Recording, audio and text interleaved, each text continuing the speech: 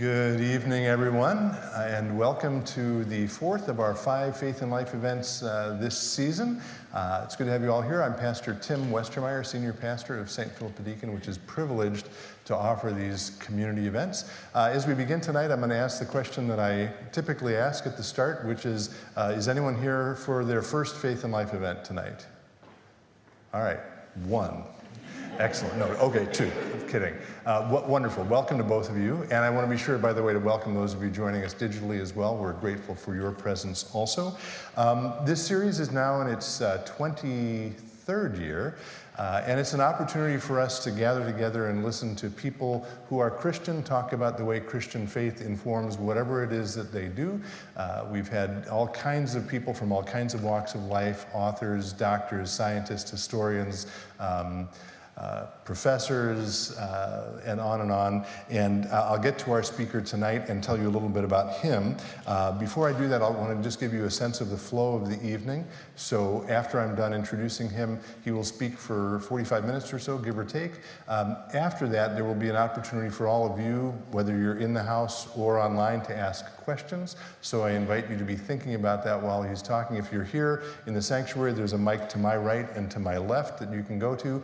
If you are at home watching this, there should be a box you can type a question into on the live stream, or you're welcome also to send us an email to social, that's SOCIAL, social at spdlc.org,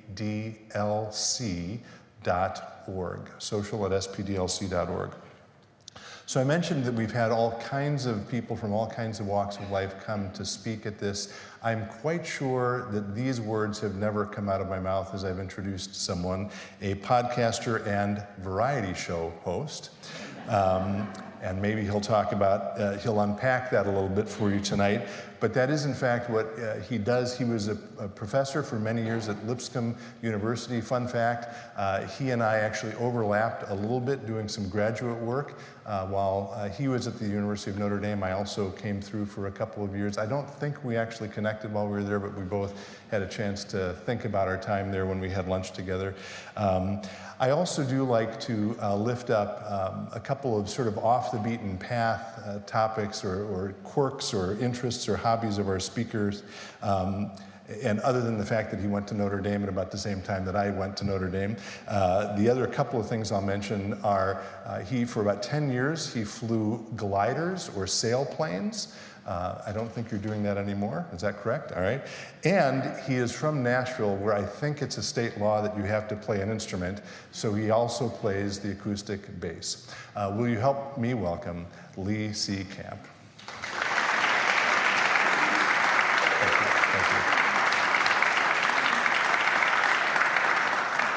Good evening. I'm grateful to get to be with you all and appreciate the opportunity to be with you here. My first time to the Minneapolis-St. Paul area of all the years I've gotten to travel around the country, and the first time to be here. I'm grateful to be with you all, and thank you for coming out to be with us tonight. I have, as Tim was saying, for a number of years have been hosting a show. It's taken a variety of a live show in Nashville, but we also have been doing a podcast and a public radio show that's called No Small Endeavor.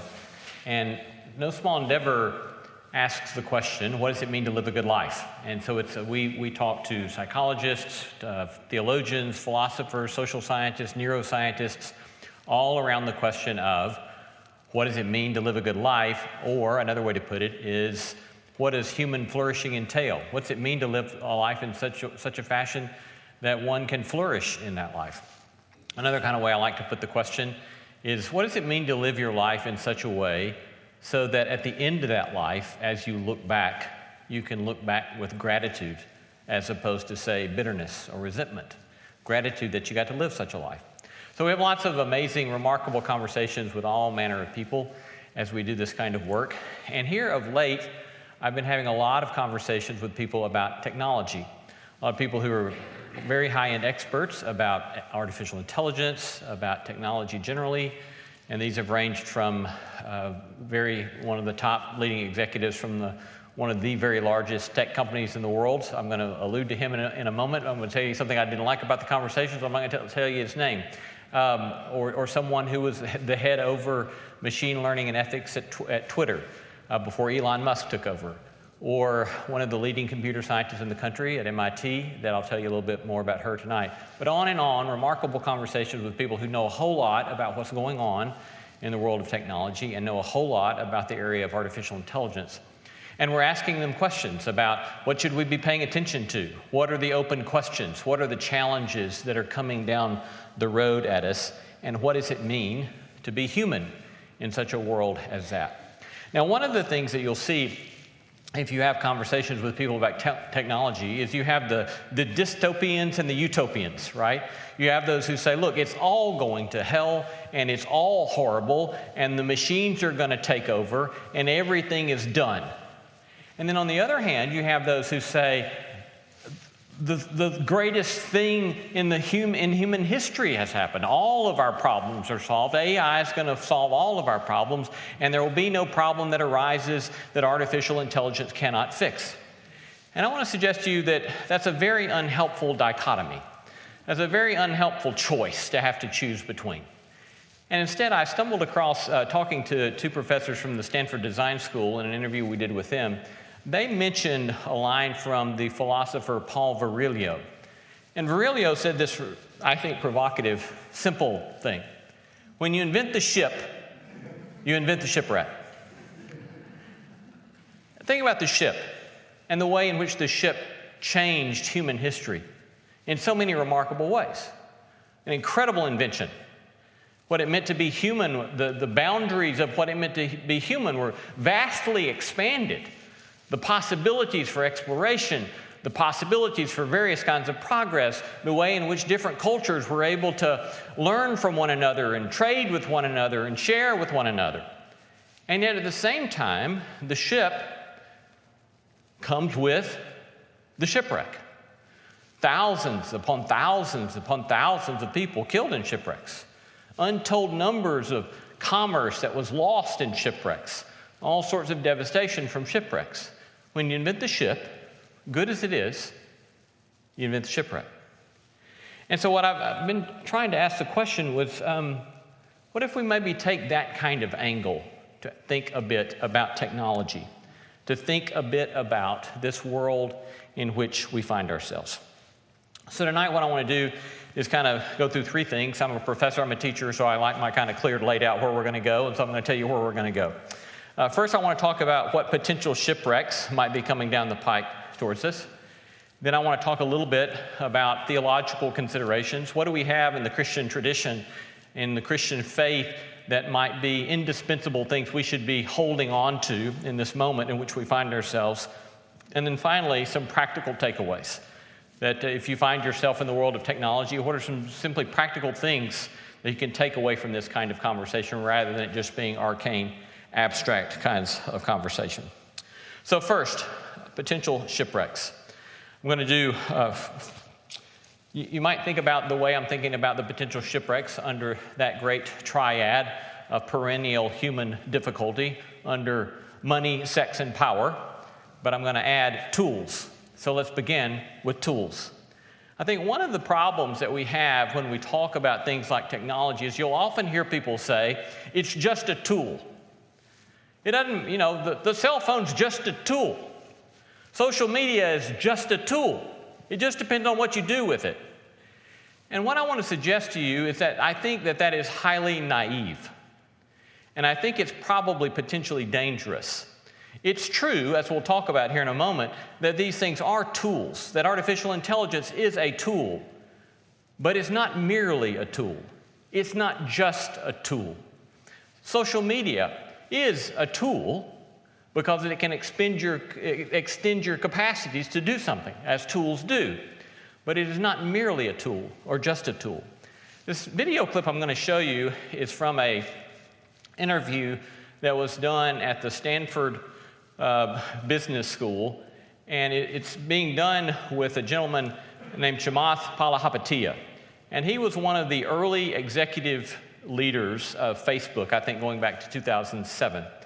And they're asking him about the way he has reflected. This interview was done, I think, in 2017, so some time back. but he had started at Facebook in 2007, and he had left Facebook by this point. And the interviewer is asking him, how do you think about what you did at Facebook?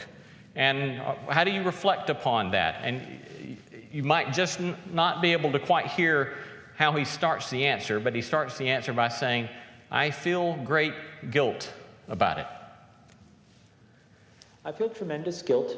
I think we all knew in the back of our minds, even though we feigned this whole line of like, there probably aren't any really bad unintended consequences. I think in the back, deep, deep recesses of our minds, we kind of knew something bad could happen. But I think the way we defined it was not like this. It literally is a point now where I think we have created tools that are ripping apart the social fabric of how society works. If you feed the beast, that beast will destroy you. If you push back on it, we have a chance to control it and rein it in. And it is a point in time where people need to hard break from some of these tools and the things that you rely on. The short-term dopamine-driven feedback loops that we have created are destroying how society works. Now, as he goes on in that interview, he says, I don't know what to do. He says, but I can tell you that I'm not using these tools, and I don't let my kids use these tools. And you can think maybe about let's say the cigarette industry, right? You had during the rise of cigarettes, as people are beginning to realize the immense health damage being caused by cigarettes, the kind of cover-up of those sorts of things. But secretly, you can imagine, you don't want your kids smoking the things. But here what you have, the same kind of thing with Silicon Valley, this sort of stuff of, we finally begun to see the danger of this stuff. We know. I mean, this is a remarkable admission from this gentleman. It's tearing apart the fabric of society. You'll note that what he said there is that line about dopamine-driven feedback loops. Now, let me talk about this a little bit. I'm sure some of you are familiar with this, and some of you may not be familiar with this. But let me kind of describe that just a bit. Dopamine, of course, is this drug that we have in our brains that relates to craving. So anytime you start craving chocolate, this afternoon, I got into Minneapolis late last night, and I stopped by Insomnia Cookies on the way into the hotel last night, and they serve up late at night warm cookies. And so I got myself a oatmeal chocolate chip with walnut, large size cookie with some oat milk and scarf that down. What happens when you eat chocolate is it stirs up dopamine. You begin to crave it. So when you feel a craving for chocolate, you've got dopamine going in your brain.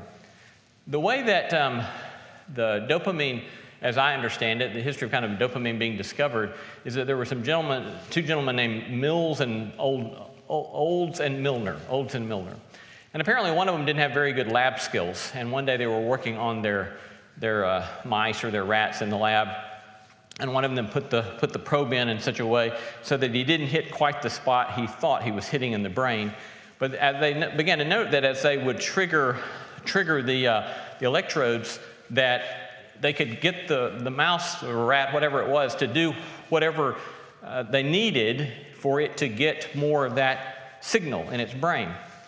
And so, for example, they set up one particular button so that if the rodent hit the button, it would get that shock in that part of the brain. And then they would notice how the thing would just hit it, just want more. And then they realized that they could figure out that they could have the button on this end of the box, and if they hit it, it wouldn't give them any more if they kept hitting it until they ran down to the other end of the box and hit it down there, and then they'd get a shot, and then they'd have to run down to this, and the rodent would just go back and forth, getting that dopamine. They found out later this was getting the dopamine in its brain. They even began to realize that they could electrify the grid, a metal grid at the bottom of the box, and run it across that electrical grid, burning the feet off of the rodent because it so much wanted the dopamine. It could have food sitting next to it, but as long as it could hit the button to get the dopamine, it would die of starvation while food was sitting right there. Now, when I was an early young professor, I heard about this study across town in one of the big major research universities. And the study, as I understood it, was they were testing dopamine levels in people's brains. And they would measure your dopamine level if you eat chocolate. and they would measure your dopamine level if you had an orgasm, and they would measure your dopamine level if you had cocaine. And that's what they found: chocolate, orgasm, cocaine. First of all, I was thinking, how do you get into that study? What's the deal with that? But it's remarkable, right? And so what's happened is that the people in social media world, they've learned that if you have the like button, if you have the anger button, if you get a little like, it's getting a little trickle of that dopamine. And they've learned how to work us into these dopamine loops, just like Olds and Milner learned how to get their rodents into those dopamine loops and control. And you might ask, but why? Why? Well, because the business model of social media companies was to sell ads. And if you're going to sell ads, what you need are people's eyeballs on the ads. And the way you can get more and more people to pay attention to the ads or to have eyes on the device is if you get their dopamine going, just like those rodents going up and down that electrified grid. So there, what you had in that kind of admission there was, yeah, we've learned to do this, and we've learned how to get people angry, and it is tearing apart the fabric of society. A second sort of thing I want to point to is that there's issues, I think, with deception. Now, this is one of the things a lot of people are talking about, and that is that you got to remember that the way in which, one of the reasons I wanted to say that about a tool is that, again, it's naive to think it's just a tool, right? My crescent wrench doesn't get my dopamine going, but the social media does, right? But there are ways it's important to realize that these things, especially like artificial intelligence, let me just ask a question real quick so we can kind of know where everybody is. How many of you ever use artificial intelligence? But quite a number, maybe about half the room, or three-fourths of the room, two-thirds. One of the things always important to realize is while it's not just a tool, it is a tool, right? In the sense that what's happening in large language models is it's a prediction machine, right? It's simply asking what's the next possible word or set of words that should fit this context, just like autocorrect on your phone. When I was first learning and starting to use large language models and so forth, it kind of hit me one day, okay, I think I finally understand what they're saying about this probability thing, right? So I just went into one of the ChatGPT things and I said, knock, knock. And what did it say back? Exactly. And so then I said, give me a low probability response to my next prompt to you. And it said, okay. And I typed in, knock, knock. Anybody, any ideas what it said? There's no way anybody could guess. This was brilliant. It replied and said, the door filed a restraining order and moved to the next county.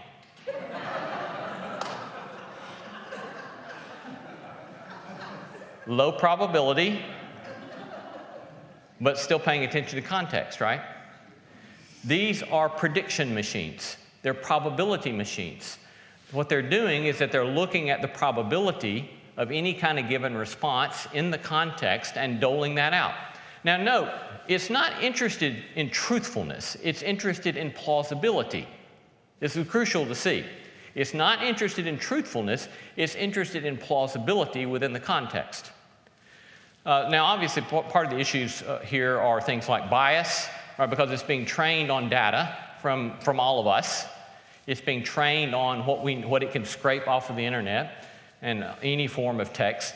And so it's going to propagate whatever bias is in that context. There's the problems of so-called hallucinations, where sometimes it just makes stuff up. But here's one area of deception that I haven't heard talked about very much, that I think we should be paying attention to. And that is, do you ever note that if you start using a chat bot or whatever, a large language model, that it will start speaking to you in first person? Like, if you would like me to, I can do such and so. Anybody ever seen that, right? Very common. And it finally hit me recently, why is it talking that way? That is deceptive. It is not an I. It is not a subjective entity. Even when it says like thinking, and then it says thought 6 seconds, that's deceptive. It didn't think. It ran some calculations on a computer. And the reason that this is important is because what's beginning to happen is that we're moving from a so-called attention economy to a so-called attachment economy. And this is another thing that's only recently begun to be discussed, right? So in the attention economy, when they want your eyeballs, they get the dopamine going so they can get your attention so that they can sell more ads, right? Attention economy, dopamine-based. But now what's happening is that they're moving towards what's called an attachment economy. All right, so if I can talk to you in such a way to get you engaged with me, I can talk to you in a way that makes you feel like I'm paying attention to you. If I can talk to you in such a way so that a sort of emotional attachment begins to be kind of stirred up in you, what's going to happen? Well, you're going to use it more, and you're going to use it more. Listen to this. A recent story in New York Magazine reported that already 1 in 5 Americans have had a simulated romantic conversation with a chatbot. You know, what could go wrong? But what's happening, see, the reason deception is so important is because what's happening is that these things are being engineered in such a way to talk to you in such a way so that it's not just dopamine, but now it's things like serotonin and oxytocin, and some are even saying endogenous opioids, a much more powerful kind of cocktail of chemicals going on in your brain. And so you began to have at least some horrific kinds of stories about some of the things that are happening, the way people are developing relationships with their chatbot, in which certain kind of computer scientists have become convinced that they're sentient. And even in some bizarre, very tragic cases, suicide because of the conversations that are happening with the chatbots.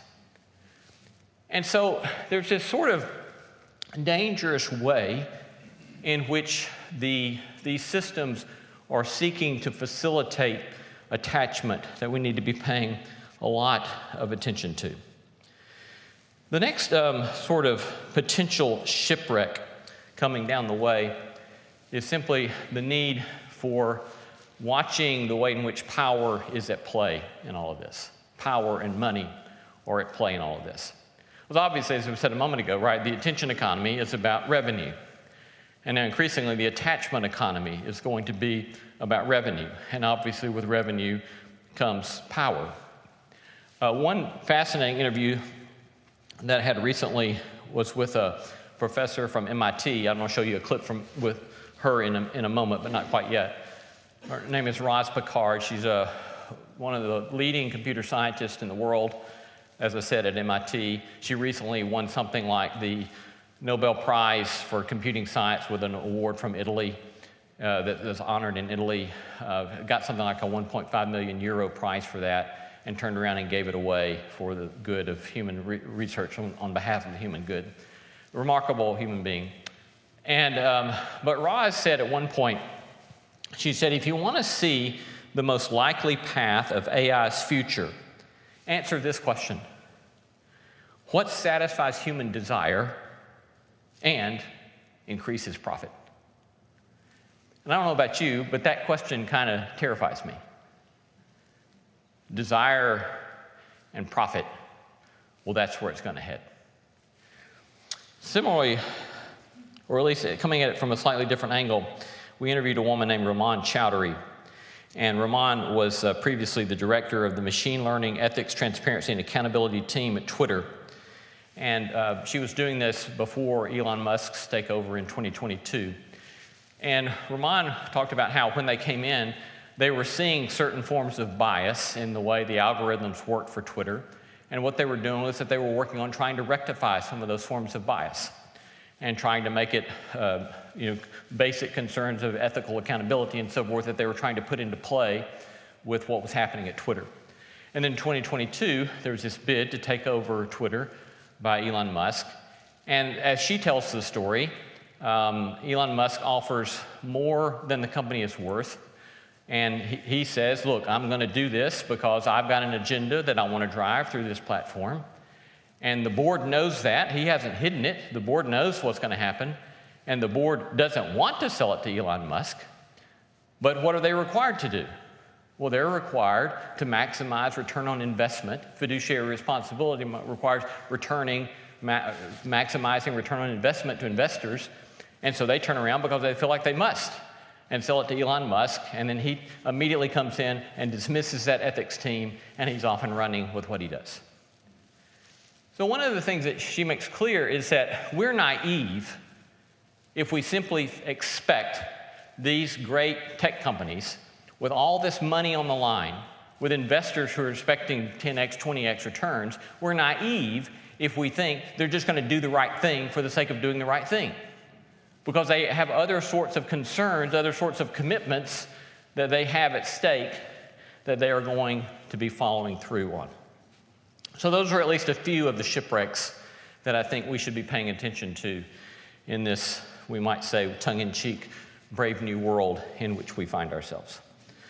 So next, I want to think a little bit about some theological considerations. What is it in the Christian tradition that we might want to be paying attention to in this time? What is it in our faith? What is it in the great, long, beautiful tradition of which we are a part that we need to especially be holding on to at this time in which we find ourselves? You know, one of the surprising things that's happening is that increasingly, as you kind of read various people reflecting upon this current moment, this very historic moment in the unfolding of human history, is that a lot of people are seemingly all of a sudden willing to have conversations with theologians and philosophers where maybe they might not have been quite so open to have those conversations previously. And I tend to think that that's because they're beginning to see certain existential questions that are being surfaced because of the substance of this moment. That there are things that can turn in such significant ways for ill ends, and it's forcing certain questions about what does it mean to be human? And even questions about whether or not we want to preserve humanity as we know it. I remember years ago looking at some videos that I assigned to some of my MDiv students to talk to some of the transhumanists. Of course, the transhumanists are the folks who talk about how we're in this moment in the unfolding of evolution of the human species in which now we can begin to use technology embedded in the human body so that we can selectively push human evolution forward in such a way, so they'll speak of the transhumanists, be embedded with certain technological strengths and techniques and devices that all of a sudden give you a possibility that the mere human sitting next to you wouldn't have.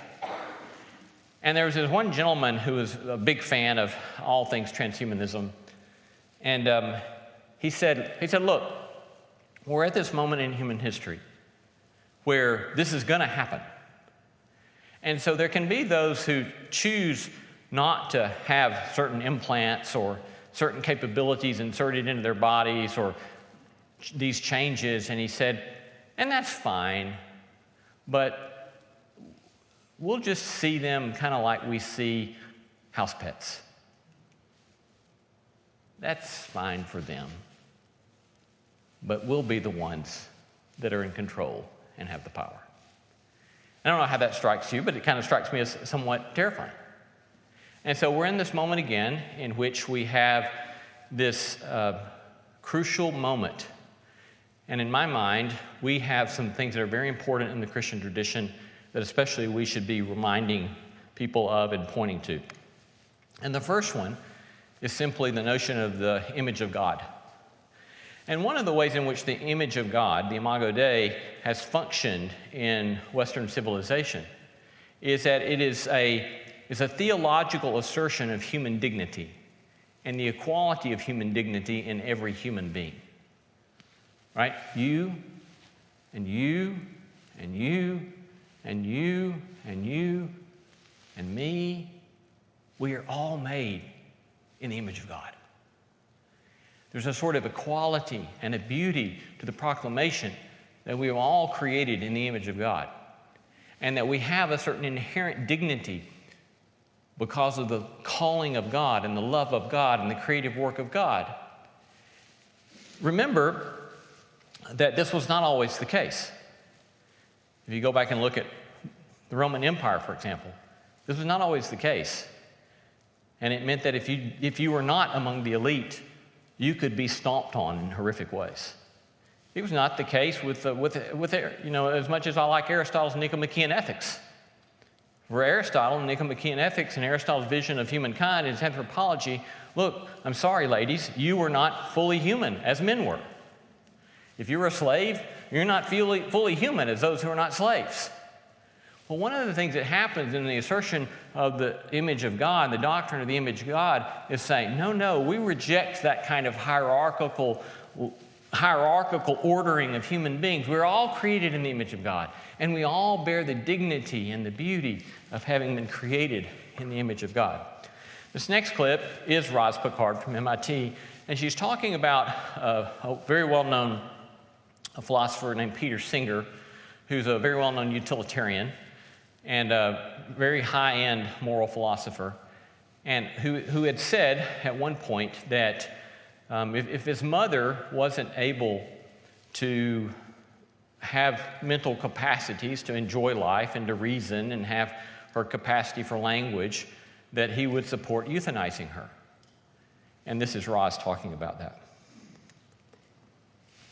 He believed he should not take care of his mother if she became old and suffered from dementia. In fact, she agreed with him in your utilitarian view. This is Peter Singer writing about this, that you should not, don't take care of me, you can dispose of me, don't worry about it. I share your utilitarian view. If I'm suffering more and can't enjoy pleasure, just end my life. Well, when unfortunately she did come to that state late in life, he and his sister could not do what their philosophy said to do. Now, he has said he doesn't believe in God and in Imago Dei, but I think he treated his mom with Imago Dei when he realized that he could not end her life just because her brain wasn't working as well as it used to. There's some sort of preciousness or givenness to that to be respected intrinsically. And so what Roz is doing in one particular course that she's teaching at MIT is that she has people from a variety of religious traditions, and they're asking the question, at this moment in the unfolding of technology and the history of technology, what are some of the key ideas we have to be holding on to? And Imago Dei, for her, is one of those ideas. That if we don't have this kind of vision of the dignity of humankind, that when the machines can now outperform us with regard to things like language, with regard to things like apparent reasoning, with regard to things like dealing with data, if we assume that that is what makes us especially human, and you don't have something like human dignity, you don't have something like Imago Dei, then what's a human? Well, not so much, because the machines can do what once made you special. I was having a conversation, kind of alluded to this a moment ago, with a leader at one of the largest tech companies in the world. And I asked him at one point what he made of the question of being human at this point in human history. And he had just been talking about the capacity for machines, their reasoning powers, their language powers. And he said, well, I think one of the things that we're going to have to do is that we humans are going to have to give up our idea that we're special somehow. Special was his word. And I think that should be ringing all sorts of alarm bells for us at this time. A second sort of theological consideration I'd point to is the importance of embodiment. Importance of embodiment. Note that obviously in the Christian tradition, what we have is that we humans are not just computers on a meat machine.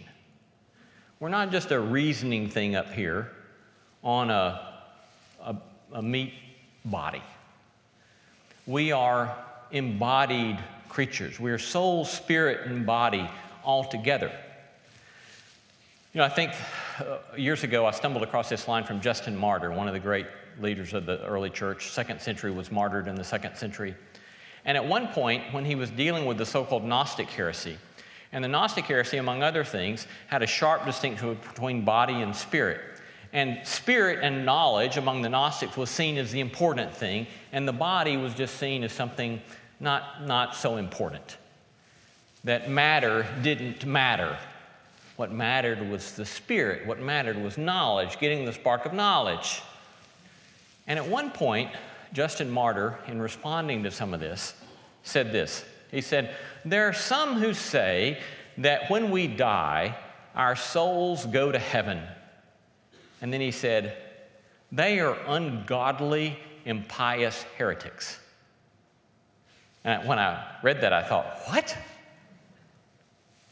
But hear what he's saying? He was saying that in insistence that Christian orthodoxy isn't just about your spirit escaping your body and going off to the sweet by and by.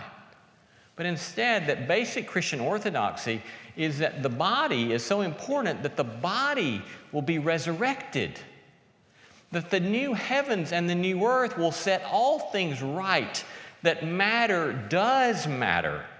And so much so that Paul, for example, in Romans chapter 8 says the whole creation, not just our bodies, but the whole creation is longing, waiting for the redemption of all things, that all things in God's good creation will be set right.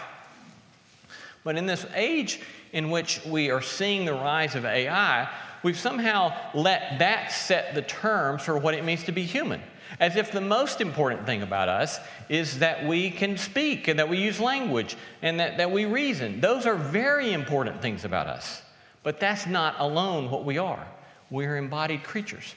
As Joe Vukov, a philosopher that I also recently interviewed, said, he said, look, if you want to know what it means to be human, yeah, talk to the philosophers, talk to the computer scientists, but also talk to the athletes. They know something about what it means to be human. Talk to artists. Talk to the social butterfly. Talk to those who are attuned to emotional capacities, right? What it means to be human is a complex, beautiful, wondrous thing. We're not just computers on a meat stick. We are wonderful, created, embodied creatures.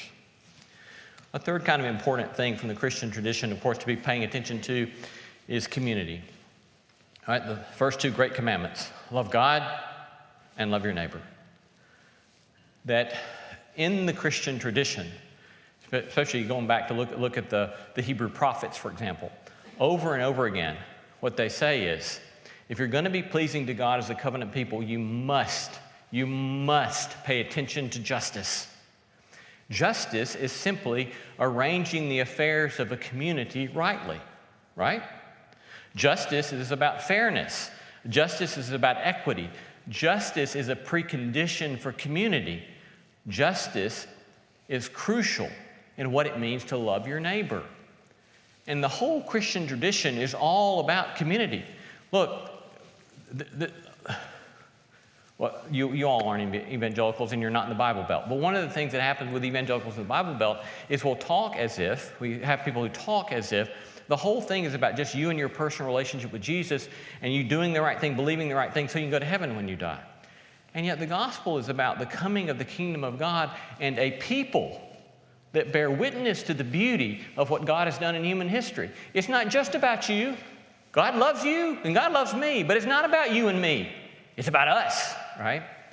And so the whole idea here of community is crucial, and we'll talk about that here a bit more in just a moment. But it's crucial to see that one of the things that's happening in the unfolding of the technological moment is that even though these technological so-called advances are promising to make us more connected, that what we're seeing in social study after social study after social study is that we're increasingly lonely, increasingly isolated, and increasingly suffering from the mental health consequences of being lonely and being isolated. Well, some practical takeaways. Given all of that kind of stuff, what might it mean in a practical way to try to deal with some of these things that we've discussed? The first one I want to suggest is simply that maybe we take the attitude that questions right now might be more important than answers. So much is happening, and so much is happening so quickly that maybe than thinking, I've got to figure out some answers to some of these questions, just say, maybe the persistent asking of certain questions might help us navigate this moment. So ask ourselves the question, what kind of person am I becoming by my use of these things? Am I becoming more patient? Am I becoming more kind? Am I being more connected with my neighbor? Or am I becoming more lonely? Am I becoming more impatient? Am I becoming more desirous of frictionless relationships rather than accepting that relationships are hard and relationships take a lot of work? What kind of person am I becoming by the technology that I am using? Why are we using it? For what purpose? And what is it making of us? A second sort of thing I might suggest is what Joe Vukov, a philosopher at Loyola Chicago, calls the Bartleby option. Herman Melville has a book, I've not read this book, called Bartleby, what's it? You might know this book? What is it? Yeah, Bartleby the Scrivener, thank you. And as I understand it, Bartleby is a law copyist on Wall Street. And he takes to, I understand this doesn't work out well for him in the end in the book, but he begins to take the attitude of just when he's asked to do something that he doesn't want to do, he just says, I prefer not to. And they'll ask him, what about this? I prefer not to. So it's not a real in-your-face protest. He's just saying, I prefer not to. And I want to remind all of you that we all have autonomy to say, I prefer not to. I stopped using a mobile phone. I don't use a mobile phone at all. I stopped using one 8 and a half, I think almost 9 years ago. Is it sometimes inconvenient? It's sometimes very inconvenient. But what happens is that I like the person I am more because I don't have one of those things. Now, so most of you wouldn't be ugly the way I was ugly with a cell phone. And so good for you that you can. But I began to see I don't like the kind of person that I am. I don't like the fact that I'm sitting at an intersection and I'm so obsessed with text messages that when the light turns red and I'm sitting, I immediately pick up my phone and start texting. And I began to worry, am I someday going to kill somebody because of the texting and what this is doing to me? And I chose the Bartleby option. I'm going to stop. Another kind of thing to ask ourselves is, we always talk about what technology makes possible. But also, and that's true, right? Technology makes a lot of amazing things possible. And there's so many of these things, right, that I don't want to give up. And who wants to give up probably some of the possibilities that are going to come in amazing ways as AI is learning how to work with proteins and do all this kind of stuff with proteins that's going to make some amazing things possible. But it's also important to ask the question, one, what is technology foreclosing? What's not possible for us now that used to be possible if we adapt this technology? And second, what is it now obligating us to do that we once were not obligated to do because we now use this technology? Am I making sense for that one? All right, so I see just as one simple example, right? I watch sometimes some of my friends, because they do have a cell phone, I watch them being seemingly obligated to constantly be distracted. Or I see them sometimes having to manage an inordinate number of notifications and messages that just overwhelm me if I were to think that I had to do that. And so the idea there is think not only about what it makes possible, what it forecloses and cuts off, and what it obligates us to anew. The last thing here, two last things here. Josh Brake, who's an engineer who reads a lot of moral philosophy, engineer at Harvey Mudd College in Southern California, he talks about a Maori proverb where they talk about the importance of learning to walk backwards into the future. And the idea there, Josh says, is that, when we talk about the future, we're so confident about what's going to happen in the future. And when I was interviewing him, he said, look, we can't hardly tell what the weather's going to be 3 days from now, much less to really know what's going to happen in the future. So he says, rather than speaking confidently of what's out there in the future, what if we began to walk more gingerly with our backs to the future For one, it'll make us walk a little more slowly, a little more gingerly. And as you look back, you can realize there's a great deal of wisdom. There's a great deal of knowledge. There's a great deal of critics of technology back there in the past that we want to learn to attend to pay attention to. And they may help us to walk more carefully without quite so much damage as we walk into the future. And last, let us make sure that as we employ whatever technology it is, that we ask ourselves the question, what will this do to our community? How will this shape our community? This last clip I want to show you is by a guy named Carlos Whitaker. Carlos is an influencer, a social media influencer, and he realized a number of years ago on Sunday night when he got the report on his screen time that in the week prior he had averaged 7 hours and 29 minutes per day on that little phone. And then he started adding that up and multiplying. He said, so I rounded it down to 7 hours a day, and I realized that's 49 hours a week I'm spending on this thing. And then he began to say, that's like 124-hour days a year that I'm spending on this phone. And so he said, this can't stand. So he said, I'm going to go do a little experiment, and I'm going to put the thing away completely for 7 weeks and see what I learn. 2 weeks with I don't remember if it was the Dominicans or the Franciscans, a couple of weeks with the Amish, and a couple of weeks with his family, trying to see what it would be like to not have any kind of screen time. And here he's talking about his time with the Amish in Ohio. I learned a lot from the Amish, I learned a lot about community and what we've lost with screens and community. Yeah. All of our meals were 2 hours long, plus 2 hours plus. I'm talking about breakfast, lunch, and dinner. And, day 3, I was like, Willis, how come you eat so long? And he's like, Carlos, we don't have Facebook. The only way I'm going to know what's going on in your life is sharing a meal with you. And so, yeah, just the beautiful things about, community, sharing meals, how important, some of the reasons why they don't have screens. It's not like they're anti-tech or anti-screen. They just know they have made, at least again, the order of Amish that I was with, which is the largest order in America.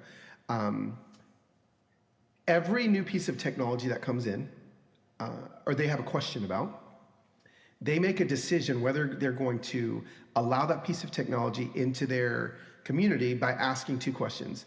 Will this piece of technology, whether that be a wheel or whether that be whatever it is, bring us closer together or pull us farther apart? That's it. And so they're like, that's why we're never gonna have TVs, because they're gonna take us farther apart. That's why we're never gonna have cars, because cars will have us too far apart from each other. If somebody's in need, now we're forced to be close together. So we will never be too far away to help each other. Whereas if we had cars, I could be in Cleveland, Miss Betty's barn burns down, it's gonna take me hours to get to her. Now, it's gonna take me minutes. So those are a lot of the things that I was learning about community from the Amish. That again, I've implemented a lot of those things into my life. Yeah. So, when you invent the ship, you invent the shipwreck. Wonderful things about ships. And yet at the same time, along with it come shipwrecks. And so then as we seek to discern the possible shipwrecks that may be coming our way, may we all have the kind of grace and gift to go back and realize some of the gifts that have been given to us in our tradition, that have been given to us in our faith, so that we can then in turn practice wisdom, to be wise, to walk humbly, to walk intentionally and carefully, to attend to one another and to love one another and to love our community in such a way so that we ask helpful questions, constructive questions, so that we might all the better love God and love neighbor and continue to celebrate all of the gifts of God. Thank you.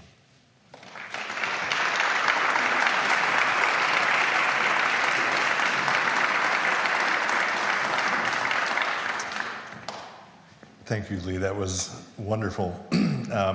He's going to rest his voice for just a moment while I make a couple of announcements. And again, if you're here in the room and have some questions, just be ready once I step back down and he comes back up to ask those questions at one of the mics.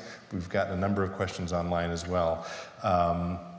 So my announcements, first of all, our next and final event for this year's season features Francis Collins. Just before he got up here, Lee turned to me and said, by the way, if you think of it, please give Francis my greetings. So they have worked together on some things. Francis Collins, I think you might agree with me about this, is one of the preeminent thinkers about the intersection of faith and science living today.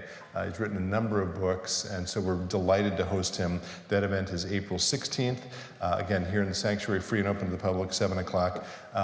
If you are interested in us proactively communicating information about upcoming events, you can sign up for our social media stuff, which I'm feeling slightly sheepish about mentioning at this point. It's a double-edged sword. Or you can sign up for emails from us on our website. So again, Francis Collins, April 16th. Please join us for that. I do want to, by the way, lift up Lee's podcast, his show No Small Endeavor. If you've not listened to it, it is fabulous. Particularly my wife's family are all big fans of it. And I think, is the newer, more informal one called Subtext? Correct. Yeah. So there's a newer spin-off called Subtext, which is interesting because in our narthex tonight, the independent bookseller from St. Paul is called Subtext Books, and they are selling, by the way, one of Lee's books called Scandalous Witness. So I want to make sure that you also have a chance to go out and pick up one of those after the event here. If you'd like him to inscribe it, he's happy to do that. Final thing I want to say is just a word of thanks to all of our series sponsors. Again, this is we're approaching the end of our 23rd season. And while this is a community service of this wonderful congregation, it's not actually a budget item of the congregation. It is funded entirely through the gifts of individuals and organizations who feel like this work is important. You see their names in your bulletin, and as always, I pray and hope that we have them all listed here.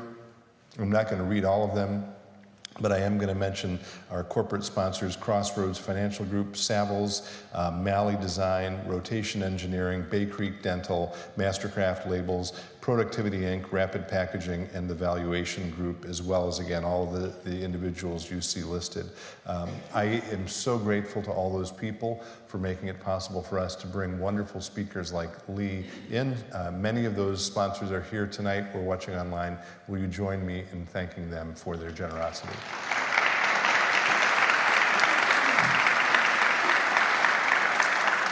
And I mentioned that Lee himself is an acoustic bass player. We have our own wonderful musician who's been with us from the start of the series, Jeff Elstead there, who for intro and outro music. So Jeff, thank you as always for being with us. Okay, I think that's all I had to say. So Lee, if you want to come back up, and if you have questions, please go to one of the mics. I do want to say first, just, you know, as an academic and someone who's also found the life of the church so central to my life, I love that y'all do this. It's just wonderful. And I think Tim's vision is beautiful, and the fact that you all support this is just wonderful. And the folks that you've had in are just so impressive. So thank you for having me. I appreciate it. Just this week, Facebook and YouTube lost lawsuits for being negligently addictive. Which fits right in with your storyline, I think. Do you see, or do you expect maybe a broader wave of pushback against the potential negatives of all this technology? Yeah, I've been watching that case somewhat closely, and I find it remarkable. And I do think that, you know, one of the areas I have of some hope is that, you know, my children, my sons, who are now 29, 27, 25, you know, they're one of those first kind of mobile generations, right?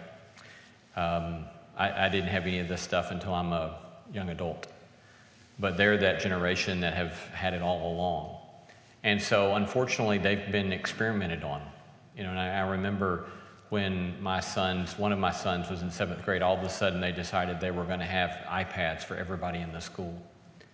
And I was thinking, that's crazy. But, you know, Not enough of us said it's crazy. And I didn't like what happened with that with my sons. And so I think that what I'm hopeful of, at least, is that there'll be enough kind of, the way like with the cigarette industry, right? At least now there's a lot of warnings about, hey, this stuff can kill you. And I'm hopeful that increasingly we can begin to say, hey, there's some serious things to be taken into account here, that I'm hoping we can begin to see some of those excesses mitigated, at least in some way. Thank you. Anybody else?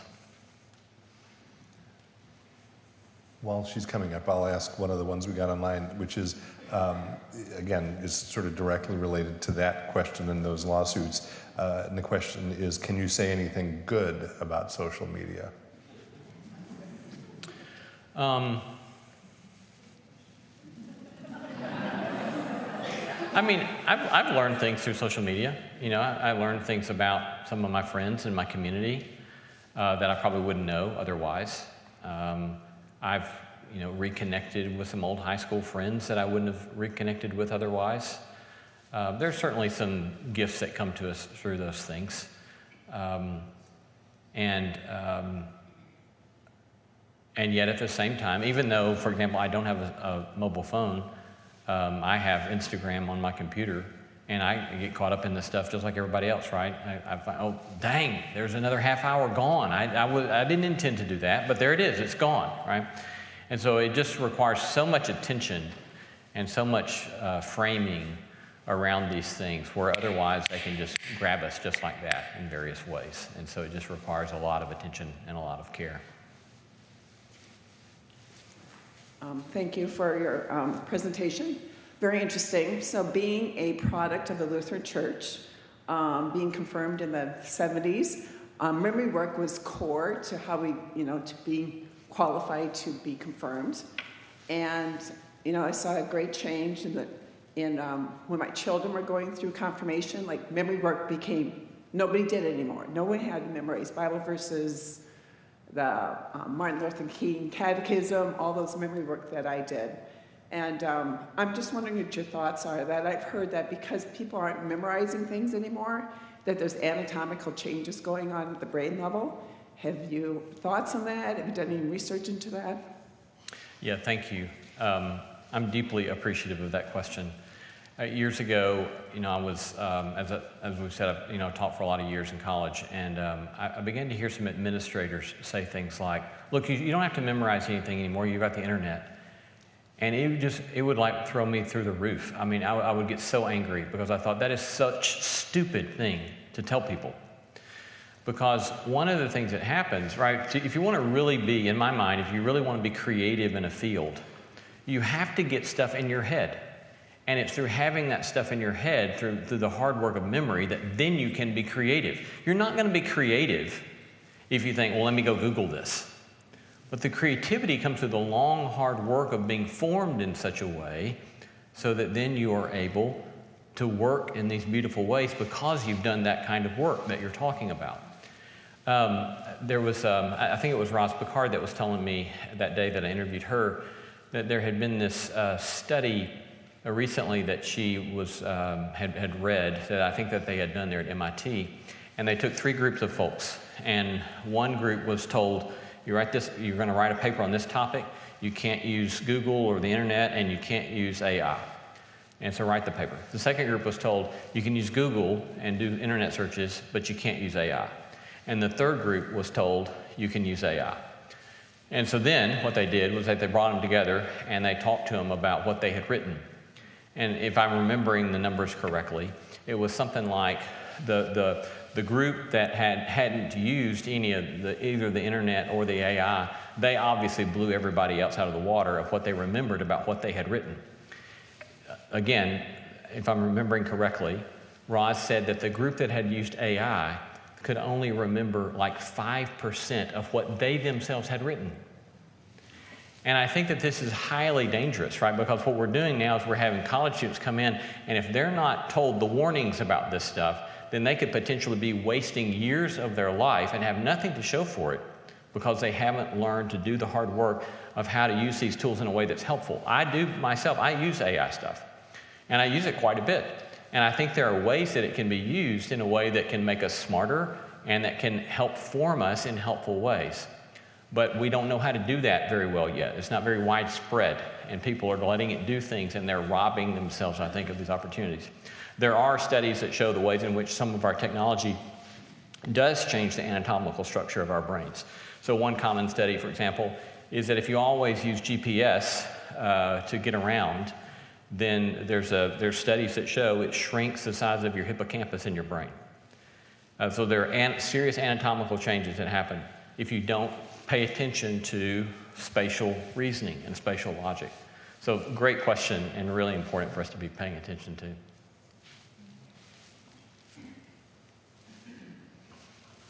You spoke at some length about addictions, and I'm wondering, what do you see as the empty space that these addictions might be filling? What are the vulnerabilities are there? And then what steps could be taken to mitigate that? I don't want to go so far as to say, say, oh, we don't need you anymore. That's pretty extreme. But something that would mitigate that and lessen the effect of these vulnerabilities, and because that's one form of addiction, but there's so many other ones. So I guess I'm asking a bigger question. We could confine it just to the social media realm and so forth. Yeah, thank you. One of the things that immediately comes to mind, we do have on No Small Endeavor, we did an interview with a lady named Anna Lemke, and Dr. Lemke is at Stanford. She's the head of Stanford's dual diagnosis clinic at Stanford, so people who come in with 2 or more addictions, and she's talking about the way dopamine works in our brains to facilitate addiction, and a lot of very helpful practices, which typically is going to involve at least some form of fasting from whatever the thing is that triggers the dopamine, and then things that she calls pro-social shame. Right? So obviously a lot of times in addiction circles, shame is clearly something that is often very toxic in overcoming an addiction, because what happens a lot of times in cycles of addiction is that we act out in some given way, and then we have deep shame about that, and in that shame we isolate, and the pain of that grows and grows and grows, and then we go to the only thing that we know that's going to give us some sort of relief, and we go act out again, and there's a descending spiral into shame and acting out, shame and acting out.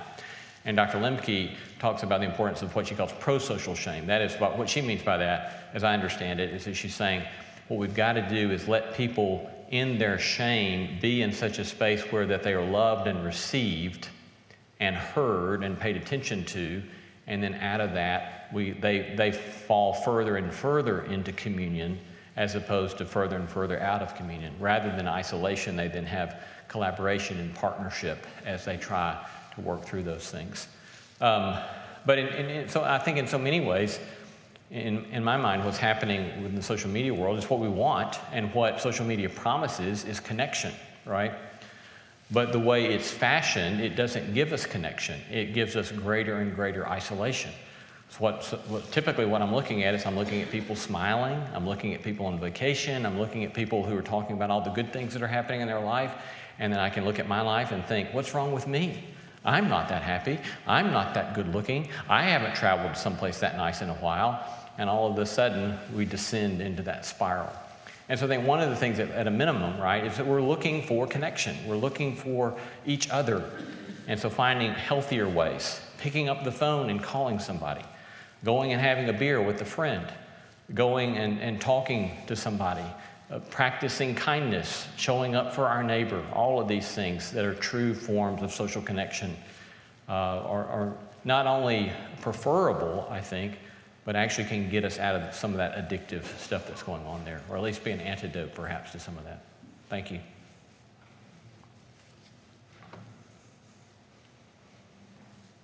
Earlier this week, I think it was in the Wall Street Journal, there was an article about a lot of the professors now with AI and so forth. You mentioned the 5% retention of something they've actually written, and a lot of professors are starting to go in oral exams because they don't have confidence in the writing. And I would agree with that, because I taught for about 18 years as a practitioner rather than an academic. And that was always one of the concerns I had, were the engineering students that I was teaching are mostly seniors, were they really comprehending what they were doing? And we made a concerted effort. It was a class that I co-taught with 2 regular academics, depending on how many students we had. But I think this is a real concern, is how well, at least in the engineering field, the students were learning what they were really in class for. Yeah, very well said. Yeah, I just very much agree. It is a great concern. I stepped away from college teaching almost 2 years ago, and when I am back on campus having lunch with my colleagues, I'll often say, I'm glad I'm not teaching right now because I don't know how in the world to navigate all this with AI. You know, and again, we're on the cutting edge of this, where this is a new moment. And I don't think that higher education, maybe any education, has yet figured out what to do with all of this stuff. And so things like oral exams, or going back to the old blue books, handwritten blue books for exams, is going to be something that increasingly is required again of us until we figure out some better ways to use these things that are helpful as opposed to destructive to people's capacity. So thank you. Okay, I'm going to ask one other question, I think, assuming there's no one else who wants to step up, so we can end with this one. And then again, after Lee provides a brilliant answer to this, I'm going to go back up and give him a little gift and say thank you, so you don't need to applaud wildly until I've done that, okay? Just a heads up. I wish I had a better question to end on, but whatever. AI now has the ability to create music, video, and news stories that are believable to the masses, and this can be used quite easily to steer narratives for those in political power. The cat is already out of the bag, and those in power aren't likely to relinquish their tools. What do you think, if anything, can be done?